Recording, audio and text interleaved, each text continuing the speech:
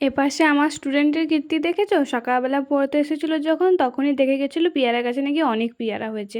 বিকেলবেলা স্কুল থেকে এসে চলে এসেছে আগে পেয়ারা পাড়তে, স্কুলের ড্রেসটা পর্যন্ত ছেড়ে আসেনি। এপাশে আমি সেলাই বসে গেছি, হচ্ছে একটা প্লাজো অর্ডার ছিল তো প্লাজোটাই করছি। এপাশে হচ্ছে ইলাস্টিক দিয়ে দিচ্ছি, দিয়ে পুরোটা সেলাই করে নিচ্ছি।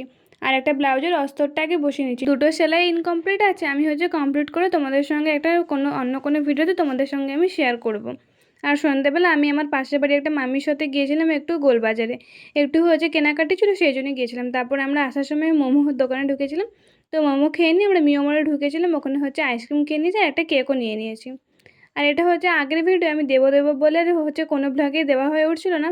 তো একদিন হচ্ছে বিকেলবেলায় সময় কাটছিল না বলে ওই সন্ধ্যাবেলার দিক করে মেহেন্দি করতে বসেছিলাম। তো অনেক দিন পরেই আমি নিজের হাতে মেহেন্দি পরেছিলাম, তো অনেক দিন পরে করতে ভালোই লাগছিলো। এমনিতেও সময় পাস হচ্ছিল না বলে বসে বসে করছিলাম। তো তোমাদের কেমন লাগছে এই মেহেন্দিটা অবশ্যই জানিও কিন্তু কমেন্টে।